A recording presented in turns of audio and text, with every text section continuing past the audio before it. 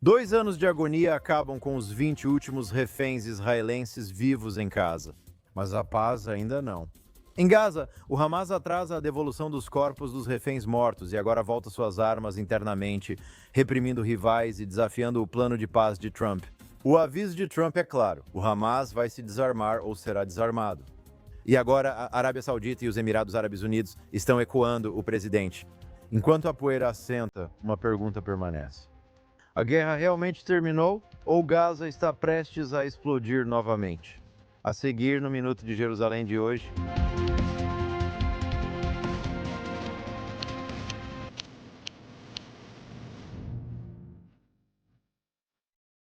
Bem-vindo de volta ao Iniciador de Jerusalém na Jewish News Syndicate Televisão. Meu nome é Josh Hasten, correspondente da Jewish News Syndicate News. Estamos no centro de mídia da Jewish News Syndicate em Jerusalém, ao lado de Alex Treman, Chief Executive Officer da Jewish News Syndicate. E Alex, já faz uma semana desde o cessar-fogo com o Hamas e muitas coisas estão acontecendo agora. Notícia de última hora: o Hamas atacou uma posição das forças de defesa de Israel com um míssil antitanque. Agora mesmo em Rafah, no sul de Gaza, ao mesmo tempo, mais 2 corpos de reféns foram liberados durante a noite. Já são 12 dos 28 corpos liberados. E claro, no início da semana, houve muita celebração em todo Israel com o retorno de 20 reféns vivos após 2 anos nos calabouços do Hamas em Gaza. Acho que o último é o mais importante. Pela primeira vez desde 2014, não há reféns vivos sendo mantidos na faixa de Gaza. Sabemos que os reféns eram a principal carta na manga do Hamas. Eles evitaram que as forças de defesa de Israel causassem grande parte dos danos planejados, especialmente na cidade de Gaza. Os reféns relataram que eram levados pela faixa e usados como escudos humanos para que as forças de defesa de Israel soubessem que, ao entrarem nessas áreas, eles seriam mortos. Agora, o Hamas não tem mais corpos com os quais Israel se importe. Eles não podem mais usar os reféns como terror psicológico. Estamos vendo que eles estão atrasando a devolução dos corpos na faixa de Gaza. Como disse, só 12 dos 28 corpos foram devolvidos até agora. No primeiro dia recebemos 7 corpos e mais um que não era de refém. Desde então recebemos 1 ou 2 corpos por vez e isso deve continuar. Eu diria que o acordo está acontecendo exatamente como Israel pensou que aconteceria. Não havia ilusões aqui sobre quem é o Hamas, o que o Hamas faria. O objetivo era trazer os reféns de volta. A principal conquista do acordo foi Israel manter cerca de 50% a 53% do controle da faixa de Gaza. Vemos que hoje mesmo eles começaram a demarcar essas linhas com barreiras de concreto em Gaza.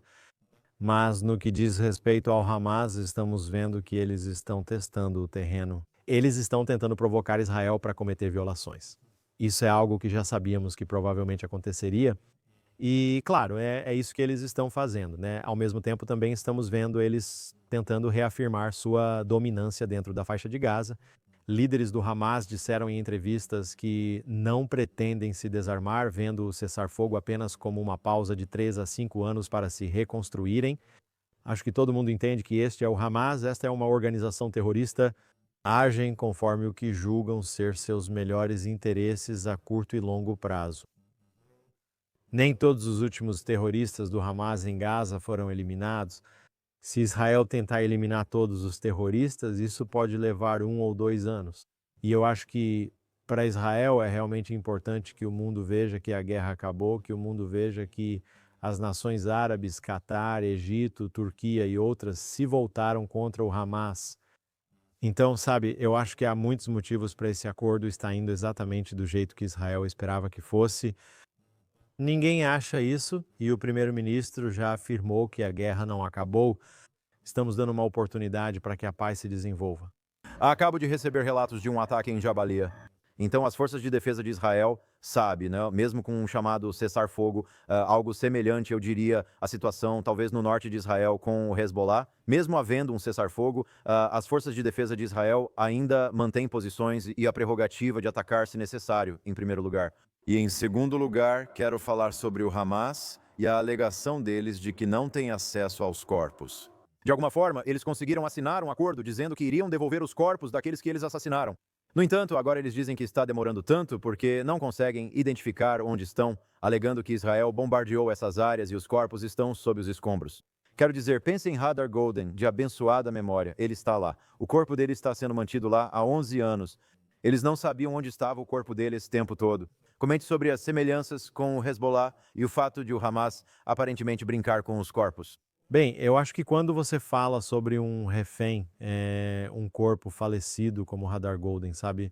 Esse era um dos principais trunfos que o Hamas estava segurando por muito tempo. Eles sabiam onde estava. Em 7 de outubro, cerca de 6.000 pessoas cruzaram a fronteira. Por um lado, obviamente, foi muito bem organizado, por outro lado, havia alguns elementos disso que eram descentralizados. Vimos 6.000 pessoas cruzarem a fronteira, nem todas eram do Hamas. Quando perceberam o que ocorria, pode ser que só estivessem pegando pessoas e levando corpos. Em muitos casos, os terroristas que pegaram os corpos e até mesmo aqueles que receberam os corpos depois que foram transferidos foram mortos pelas forças de defesa de Israel. Eles podem não saber onde todos esses corpos estão. As pessoas que sabiam podem não estar vivas. Pode ser que, se esses corpos foram enterrados no subsolo, o que você tem que imaginar, a maioria desses corpos foi enterrada, essas áreas foram bombardeadas e niveladas pelas forças de defesa de Israel. Então, acho que Israel entendeu que recuperar todos os corpos pode não ser fácil. Ouvimos relatos sobre forças turcas, egípcias e israelenses, forças especializadas indo procurar os corpos com informações que possam ter, o que eu acho que indica que muitos deles estão enterrados no subsolo em áreas que foram pelo menos parcialmente destruídas. Mas ao mesmo tempo todos estão testando e o Hamas certamente está testando para ver quanta paciência Israel tem, quanta paciência o presidente Trump tem. Vimos o presidente Trump declarar que lutará até o último refém e esperar que o Hamas se desarme. O presidente e o primeiro-ministro disseram que isso pode ser feito do jeito fácil ou difícil, ou o Hamas vai depor as armas e devolver os reféns mortos, ou, sabe, eles serão obliterados. E também vimos o primeiro-ministro Netanyahu afirmar que a passagem de Rafiah entre Gaza e o Egito vai permanecer fechada por tempo indeterminado até que todos os corpos dos reféns sejam devolvidos. Sobre o desarmamento do Hamas e Trump, vamos ver o vídeo com seus comentários dessa semana. Nós dissemos que queremos o desarmamento e que eles vão se desarmar. Se não o fizerem, nós os desarmaremos. Isso vai acontecer rapidamente e talvez de forma violenta. E eu falei com o Hamas, eu disse, vocês vão se desarmar, certo? Sim, senhor, vamos nos desarmar. Foi o que disseram, eles vão se desarmar ou nós faremos isso. Aqui está o presidente Trump dizendo que, segundo seus conselheiros, o Hamas afirma que vai se desarmar. Mas, caso contrário, Israel reserva o direito, e o presidente Trump apoia isso, de que Israel tem o direito de seguir em frente e acabar com o Hamas se eles quebrarem o cessar-fogo. Acho que atacaram a posição unida de forma ainda mais extrema que hoje. Mas se chegar a um ponto em que Israel sentir que o Hamas não está se desarmando, ainda haverá uma ameaça. Israel talvez termine o trabalho e erradique o Hamas o máximo possível. É isso que estamos vendo com o apoio do presidente dos Estados Unidos da América. E vimos o primeiro-ministro dizer coisas semelhantes. Sabe, eu acho que Israel está dando uma chance à paz. É isso que o primeiro-ministro está dizendo. Ele está dizendo, olha, nós assinamos a primeira fase do acordo. Israel não assinou um acordo de fim definitivo da guerra, apenas um acordo de primeira fase. E, em geral, acho que Israel está razoavelmente satisfeito por ter recuperado os 20 reféns vivos. Além disso, Israel cumpriu seus compromissos de devolver todos os prisioneiros que prometeu sob esse acordo, o que foi um remédio muito amargo para Israel engolir. Estávamos falando sobre 1.700 pessoas que foram capturadas durante a guerra. Também estamos falando sobre 250 prisioneiros que estavam em prisões israelenses por cometerem atos de assassinato contra cidadãos israelenses. Israel cumpriu sua parte. E agora já estamos vendo um teste das águas, tanto forças de defesa de Israel vendo como o Hamas vai reagir, se Israel vai responder. Mas você perguntou sobre a correlação entre o que está acontecendo em Gaza e no sul do Líbano. Vemos que a doutrina militar de Israel mudou. As pessoas diziam que Israel sempre teve a doutrina de cortar a grama, mas, para ser sincero, em Gaza Israel não estava cortando a grama. Desde 2014 não houve nenhuma operação real para cortar a grama em Gaza. E a mesma coisa no sul do Líbano. E o que isso fez foi permitir que o Hamas acumulasse enormes quantidades de foguetes e construísse toda a infraestrutura de túneis sob a cidade de Gaza e sob toda a faixa de Gaza. E no sul do Líbano, vimos como o Hezbollah estava desenvolvendo dezenas de milhares de mísseis, foguetes, mísseis de longo alcance. Quando Israel assinou o acordo de cessar-fogo no Líbano, muitos ficaram chateados, pois Israel já havia recuado o Hezbollah e degradado cerca de 75% deles. Mas muita gente achava que Israel precisava ir além. Mas o que vimos é que a doutrina militar em Israel mudou. E agora as forças de defesa de Israel, estão continuamente operando com ataques muito precisos contra movimentos terroristas, contra o transporte de armas, contra o deslocamento de terroristas para a zona que as forças de defesa de Israel demarcaram como livre do Hezbollah. Acredito que Israel e as forças de defesa de Israel esperam operar da mesma forma. Apesar de não ocupar 100% da faixa, as forças de defesa de Israel controlam metade. E eles estão reservando o direito de, se virem que haverá ameaças a Israel se movendo nesses outros 47%, realizarem ataques pontuais e direcionados nesses locais. E se forem atacados nos outros 53% da faixa sob seu controle, vão revidar. Eles avisam as pessoas, inclusive civis, não se aproximem das nossas posições. Se fizerem isso, consideraremos uma ameaça e será muito perigoso para vocês. Neste momento, vemos que dentro da faixa, o Hamas ataca tanto as posições das forças de defesa de Israel, quanto os clãs que tentam assumir o controle. E havia até 10 clãs que estavam trabalhando com as forças de defesa de Israel, ao lado das forças de defesa de Israel, até certo ponto, durante a operação contra o Hamas. Hamas tenta retomar controle desses 47%. E eles estão indo para as ruas e executando pessoas nas ruas. E nós estamos assistindo a isso. Agora, aliás, não há nenhuma condenação em massa. Você não vê ativistas pró-Palestina, pró-Gaza agora se voltando contra o Hamas por matar os chamados colaboradores dos clãs ou das milícias que estão tentando se estabelecer. Seu governo não Hamas na faixa de Gaza. Então estamos apenas observando agora para ver o que acontece. Se eles começarem a se matar, acho que as forças de defesa de Israel vão apenas observar de lado enquanto tudo isso acontece. Se esses movimentos começarem a se voltar contra as posições das forças de defesa de Israel, então as forças de defesa de Israel vão se envolver. Você citou os clãs em Gaza. Há quem diga que pode até haver guerra civil entre Hamas e esses clãs. Não sei se você viu os comentários do presidente Trump, não. Ele disse que esses clãs são pessoas ruins. Ele não elogiou o Hamas por eliminá-los, mas compreendeu o motivo, dizendo que os clãs são terríveis. Quero dizer, como isso se encaixa com o fato de que alguns desses clãs foram apoiados por Israel? Agora, o Hamas, você vê os vídeos deles eliminando esses clãs nas ruas. Mesmo assim, o presidente está dizendo que alguns desses são clãs realmente ruins ou algo assim. Quero dizer, eles estão do nosso lado? Eu sei que eles não são sionistas, mas... Não sei bem o que pensar dos comentários do presidente. E também ouvimos que, você sabe, o Hamas estava agindo contra esses clãs com algum tipo de entendimento dos cataris ou até mesmo dos americanos. Isso não faz muito sentido para mim. Quando você menciona clãs e milícias em Gaza, pode estar se referindo à Jihad Islâmica Palestina. Você pode estar falando de alguns grupos ruins, agora tem um. E eu não acho que exista. Eu não acho que existam grupos bons e grupos ruins aqui. Até clãs conhecidos como o Abu Shabaab, além de outros 10, estavam trabalhando com Israel. E você meio que tem que escolher o seu veneno, certo? E como vimos na Síria, onde você sabe, Al-Shara se tornou o líder do clã que assumiu depois de Bashar Assad, é isso que vai acontecer em Gaza. E eu acho que o que Israel realmente espera é algum tipo de organização descentralizada dentro de Gaza, onde você não queira ver uma organização como o Hamas controlando toda a faixa e sendo capaz de governar toda a região. O que eles estão buscando é algum tipo de governo tecnocrático. E então, nas cidades locais, você pode ter clãs, e é assim que as comunidades árabes e palestinas realmente funcionam, até mesmo dentro do próprio Israel. Em cada cidade, geralmente, você tem 1, 2, 3 clãs diferentes que controlam uma área geográfica. E Israel prefere trabalhar com aqueles que conseguem manter a ordem em sua pequena zona de influência. E eu acho que o que Trump conseguiu fazer aqui foi, por um lado, balançar um grande bastão, ou seja, dizer, olha, eu segurei parcialmente as forças de defesa de Israel, mas se vocês não se desarmarem, então vou dar sinal verde para eles irem ainda mais longe contra vocês. Então, definitivamente existe uma ameaça ali, mas também há uma recompensa que é, você sabe, enormes quantias de dinheiro chegando para a reconstrução nas áreas onde o Hamas se desarma e onde a paz prevalece.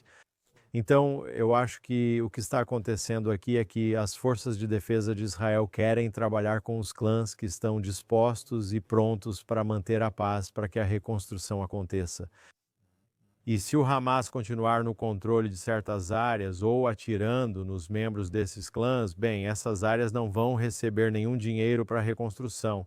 Acho que o ponto principal do plano é que a reconstrução ocorrerá em áreas sem influência do Hamas, ou seja, não haverá 70 bilhões de dólares entrando em toda a Gaza como a comunidade internacional sugere.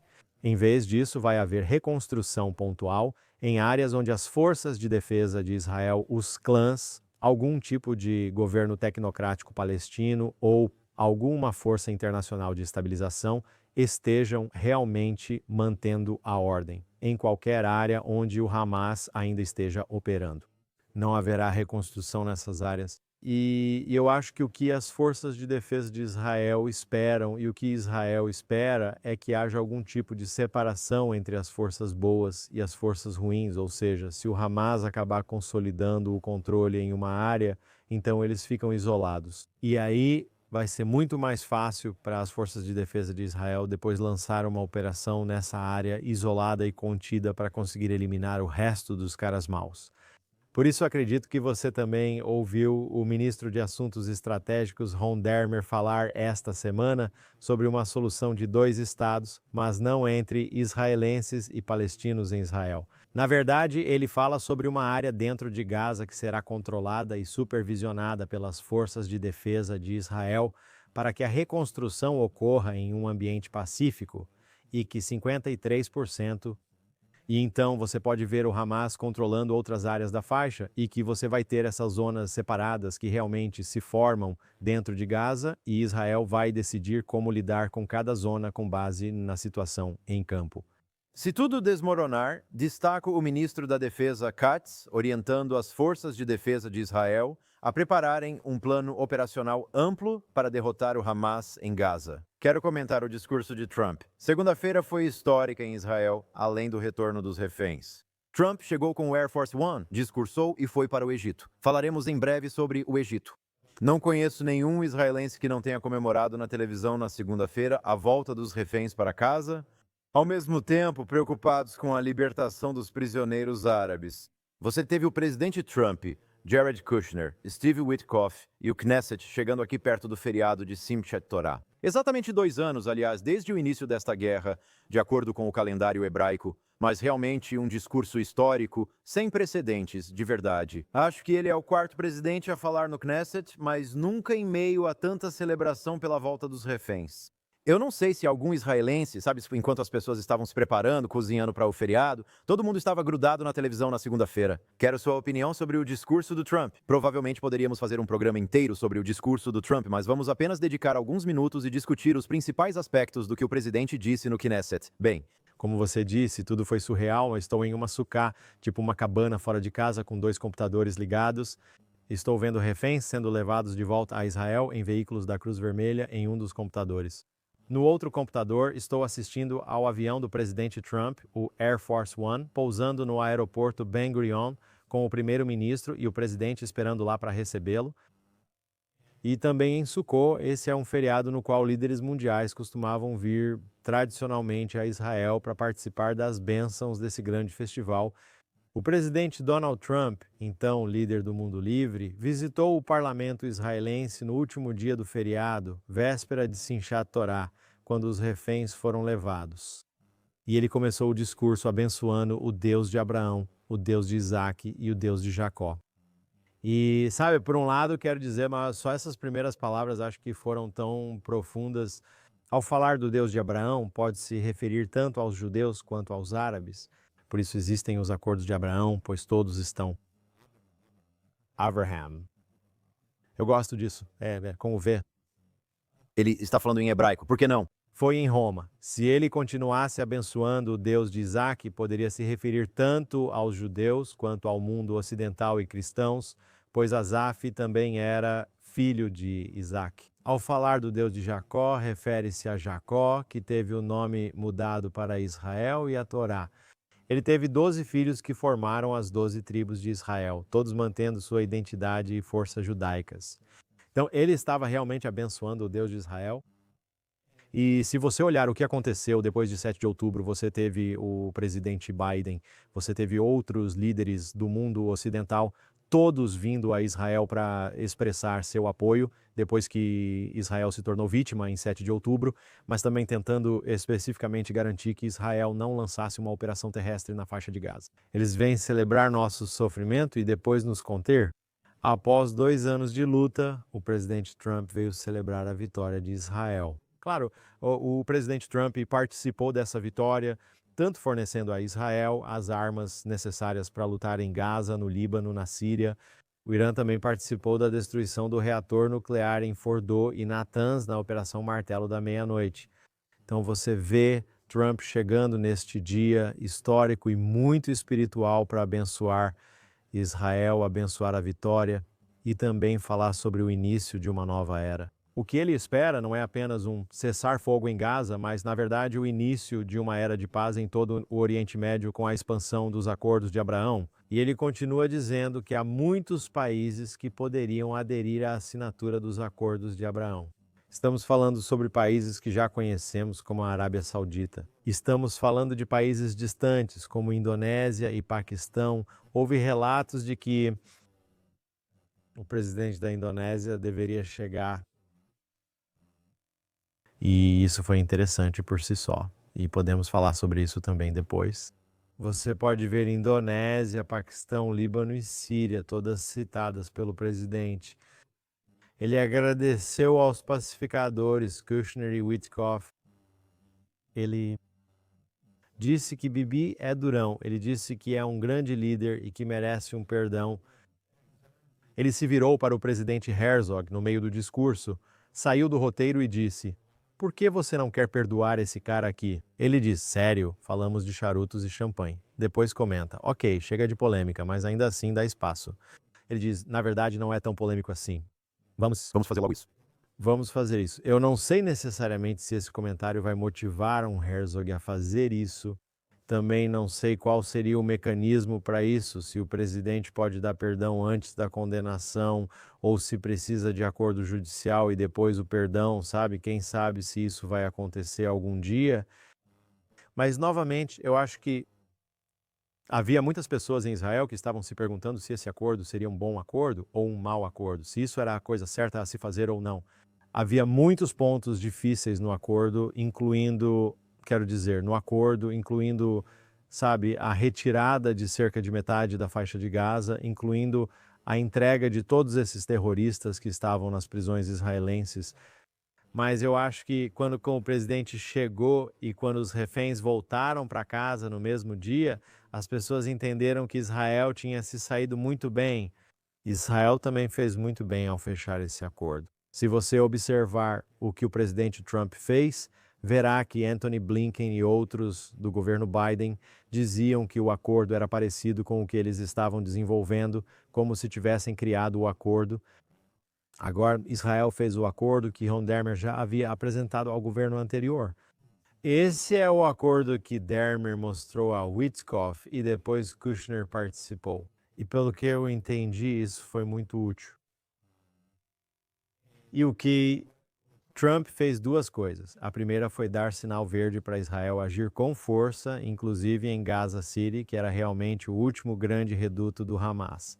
E à medida que eles viam que Israel estava destruindo tudo, dia após dia, o Hamas entendeu que se as forças de defesa de Israel continuassem, eles seriam completamente eliminados, mas aí talvez não conseguissem recuperar os reféns, certo?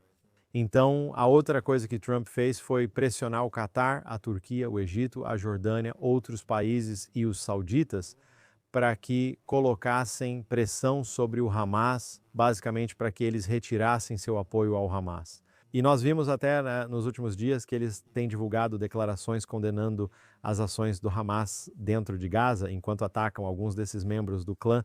Então ele inverteu a pressão, essa é a diferença, pois o governo Biden pressionava Israel. Eles diziam: vocês não podem destruir o Hamas, é uma ideologia e nunca conseguirão. Então, colocando pressão sobre Israel e depois falando sobre o Estado palestino e depois dizendo que o primeiro-ministro Netanyahu precisava renunciar ou convocar eleições, Trump mudou completamente esse paradigma. Ele apoiou Netanyahu, ele disse que Netanyahu tem sido um grande líder de guerra. Ele provou que Netanyahu é duro. Ele repetiu no discurso: você é duro, mas é por isso que vence, certo? Acho que Trump gosta de vencedores. Você vê isso, e até mesmo nesse ataque contra o Catar, você vê que Netanyahu realmente foi contra a vontade de Trump ao fazer isso. Acho isso importante. É importante que Netanyahu tenha conseguido isso. Quero falar sobre isso depois. Witkoff e Kushner se irritaram com o ataque. Voltarei a esse assunto em breve. Agora, sobre o que ocorreu na segunda-feira. O presidente deixou Israel e foi para essa cúpula no Egito. Pensei que após Sim Qatar e o feriado, ao ligar o noticiário, seria a manchete principal, grandes anúncios. Mas isso não ocorreu. Pareceu que quase nada aconteceu. Poucas notícias importantes surgiram lá. Enquanto isso, o primeiro-ministro Netanyahu, segundo a mídia, foi convidado para a cúpula, mas decidiu de última hora não ir devido ao feriado judaico de Simchat Torah. Eu não acredito nisso. Acho que é mais uma questão política o motivo pelo qual o primeiro-ministro não foi. Ele sabia a data da cúpula. Por que então aceitou ir no Simchat Torah? Depois disse que não iria por causa de Raya. Ele já sabia a data. Por que ele quis ir e depois desistiu? Acho que tem relação com política. Quero sua opinião. Vale lembrar que o vice-presidente J.D. Vance deve chegar a Israel esta semana, possivelmente amanhã.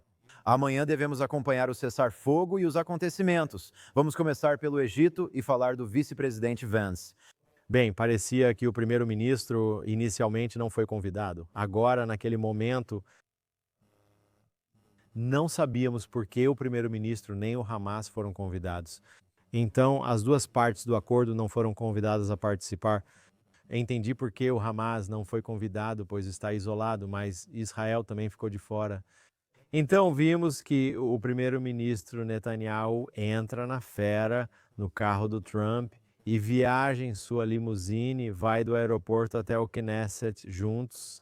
E então, de repente, surgiram relatos de que Trump basicamente pegou o telefone para o presidente egípcio El-Sisi e disse que Netanyahu estaria disposto a ir se fosse convidado.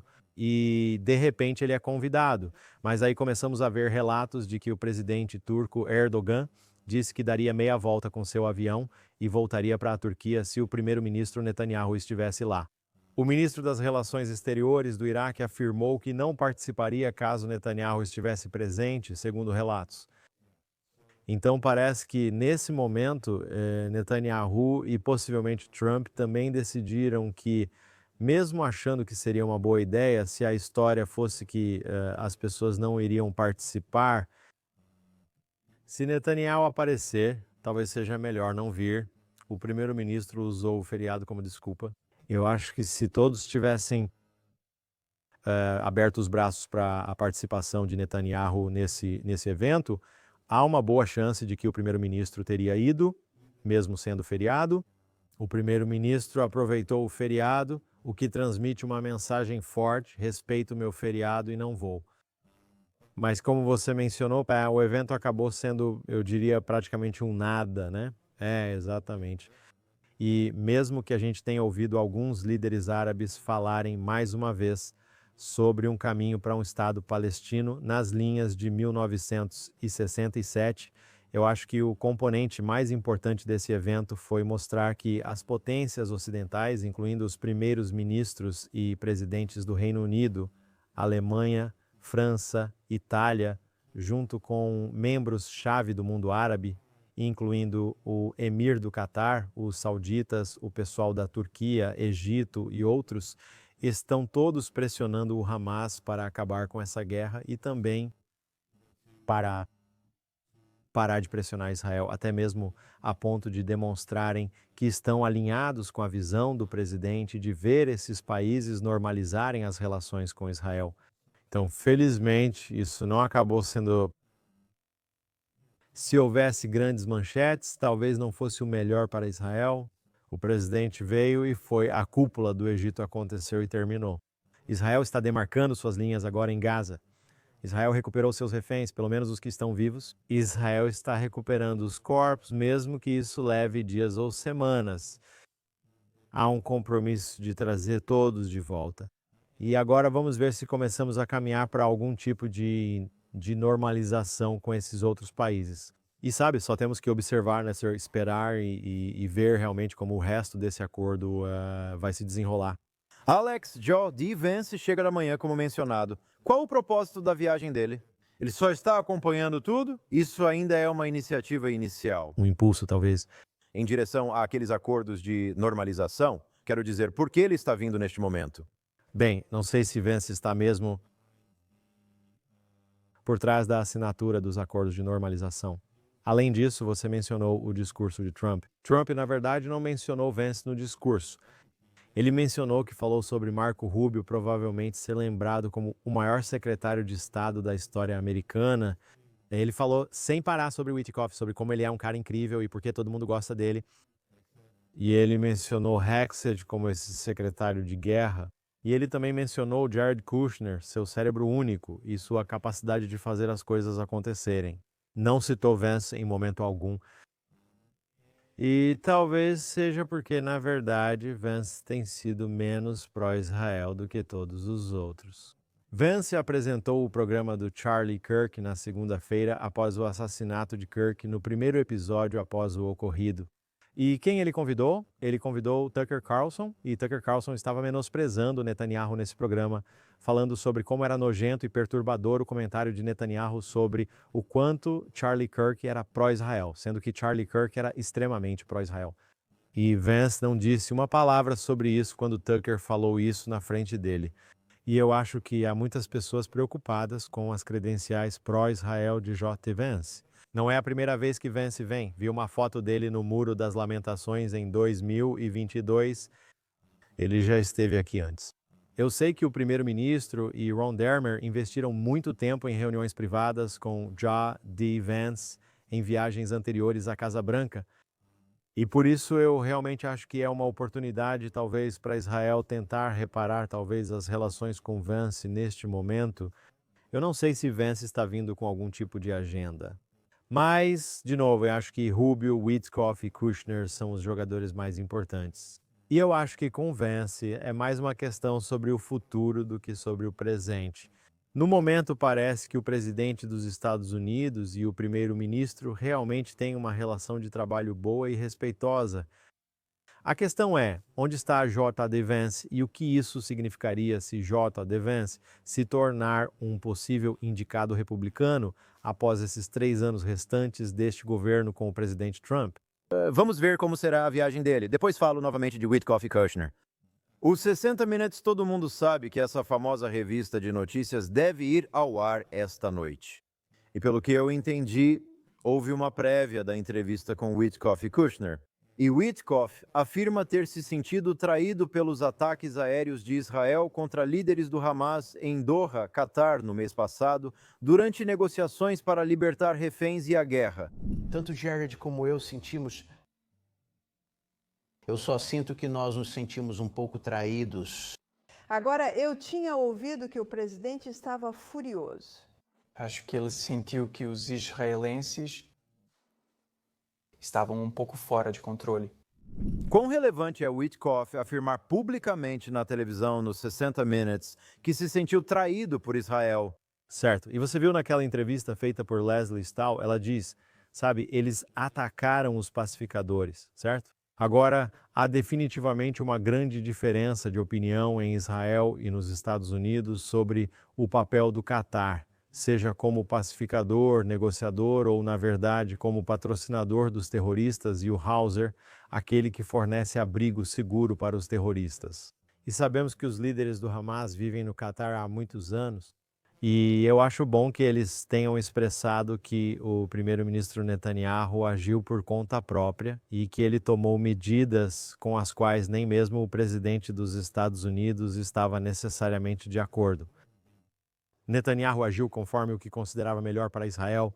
E não só isso, eu sugeriria que você pode ver pelo ataque que foi muito eficaz, mesmo que eles não tenham conseguido isso, como Amit Segal e outros jornalistas israelenses mencionaram, esse foi o ataque mal sucedido, mais bem sucedido, no sentido de que eles não eliminaram toda a liderança do Hamas que esperavam eliminar.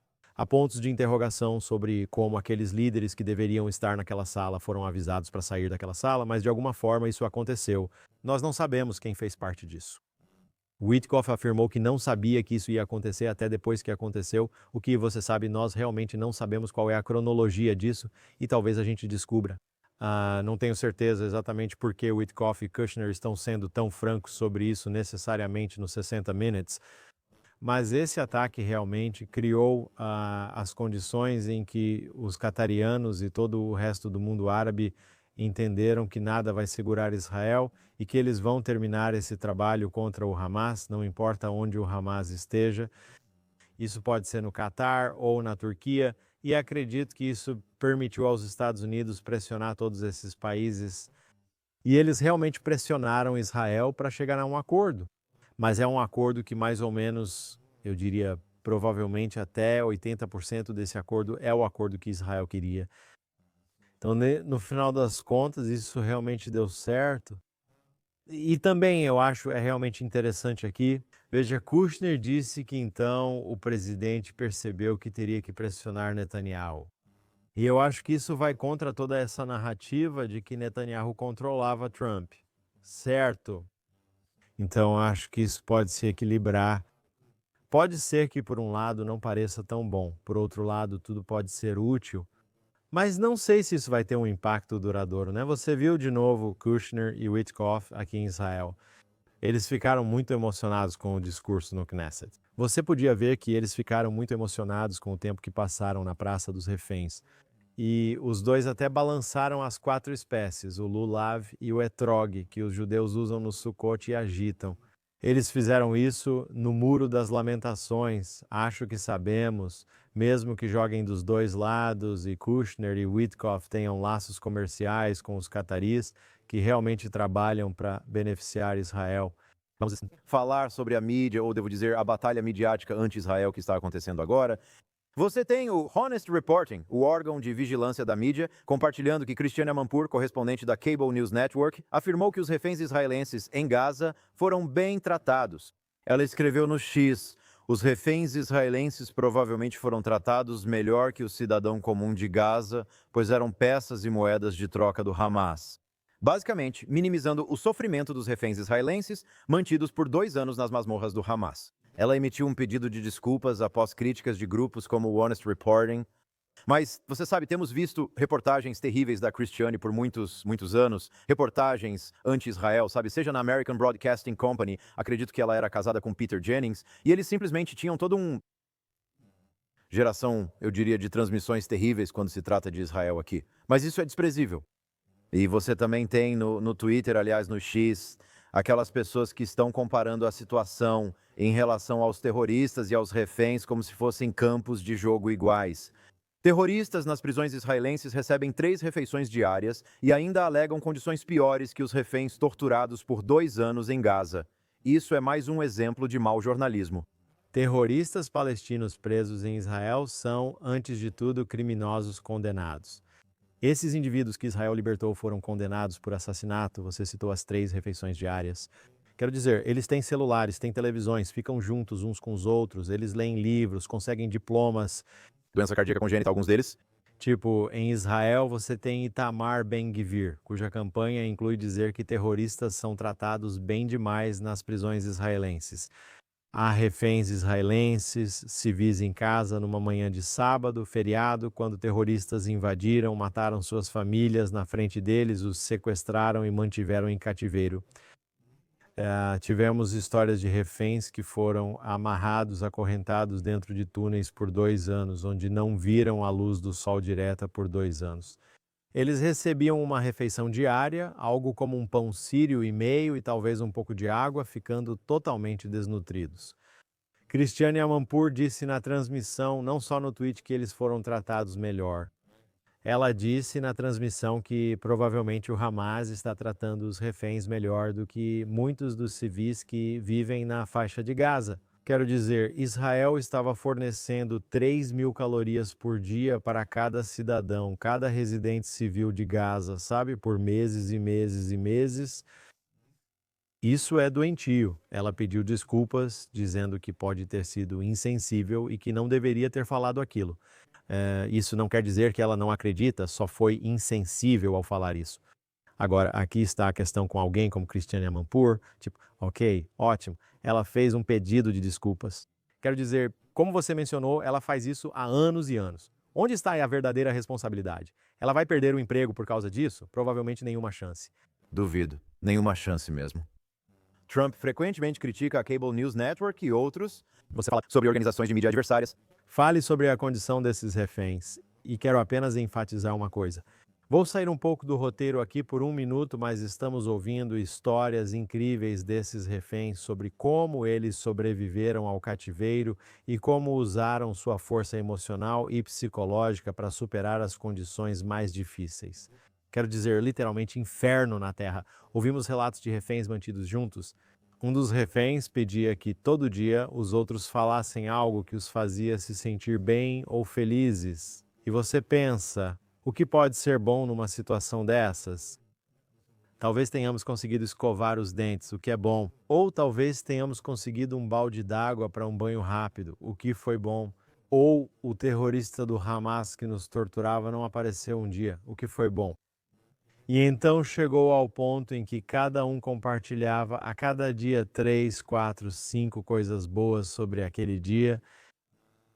E então, quando você ouve essas coisas, você fica realmente impressionado e percebe o quanto são especiais as almas dessas pessoas de verdade, e isso vale para todos eles. Shirabe lançou agora seu livro Refém em inglês. E ele esteve no programa do Piers Morgan no início dessa semana. E eu acho que qualquer pessoa deveria assistir ao que ele disse. Piers tentou fazê-lo criticar Netanyahu ou comentar sobre o apoio à solução de 2 estados, mas ele não respondeu. E Sharabi ignorou a provocação. Mas quero dizer o que ele disse, porque Sharabi, a esposa e filhos foram mortos em 7 de outubro, mas ele não sabia, pois eles morreram após ele ser feito refém. E ele pensava todos os dias em vê-los novamente, sua esposa e seus filhos. E então ele conta como foi quando foi libertado, e ele foi libertado na liberação anterior de reféns. Ele não estava entre esses últimos 20, ele foi libertado no acordo anterior. E a assistente social foi até ele, sabe, assim que ele foi libertado, e disse que ele iria ver a mãe e a irmã dele. E ele disse, e minha esposa e meus filhos? E ela respondeu, você vai encontrar sua mãe e sua irmã e elas vão conversar com você? E então ele entendeu que sua esposa e seus filhos tinham sido assassinados, senão também o encontrariam. Ele disse que ficou feliz por não saber que sua esposa e filhos foram assassinados enquanto estava em cativeiro. Ele disse que o sonho de vê-los o manteve vivo enquanto estava em cativeiro. Ao sair do cativeiro, ele soube que não tinha esposa nem filhos e agradeceu por não ter descoberto isso antes. Então você percebe a fortaleza psicológica e a força desses indivíduos? É muito importante termos conseguido trazê-los de volta. E eu sei que há muitas pessoas dizendo, sabe, como podemos arriscar perder a guerra por causa de 20 reféns? Ver esses 20 reféns voltando mostra como são incríveis e como é essencial para Israel nunca deixar ninguém para trás. E eu acho que vamos aprender cada vez mais histórias sobre o heroísmo desses reféns. Era isso que eu ia dizer. Acho que devemos encerrar o programa destacando o heroísmo dos reféns. Com o tempo, ouviremos mais histórias à medida que eles se recuperam. Vi ontem no noticiário sobre os reféns comendo um pouco mais diariamente. Uma família contou que ver seu ente querido, após 2 anos em cativeiro, comer um pouco mais a cada dia já traz força e esperança. Vimos os vídeos de um dos reféns sendo liberado do hospital e ele queria ir à praia. E você o vê no mar com sua esposa e seus filhos. Caramba, isso é incrível. Como falei antes no programa, esta é a primeira vez desde 2014 que não há nenhum refém vivo na faixa de Gaza. E, se Deus quiser, nunca mais haverá reféns vivos capturados pelo Hamas ou outros terroristas. Isso não quer dizer que não tentarão. Eles já tentam sequestrar nossos soldados em Gaza. Ninguém sabe o que planejam para o futuro. Mas por favor, Deus, nós estaremos seguros. Vamos seguir em frente e só coisas boas virão. Nesse sentido, quero agradecer a todos que trabalham nos bastidores aqui em Jerusalém. Minuto, Zach Sickerman, Ryan Lifshitz, Esther Eden e o gerente Yuri Svetsky. Acesse a Jewish News Syndicate televisão para conteúdos incríveis. Novas entrevistas com Alex Sain esta semana. Acesse jewishnewssyndicate.org para as últimas notícias de Israel, Oriente Médio e mundo judaico. Shalom do Centro de Mídia Jewish News Syndicate em Jerusalém, capital eterna de Israel e do povo judeu. Ótima semana a todos.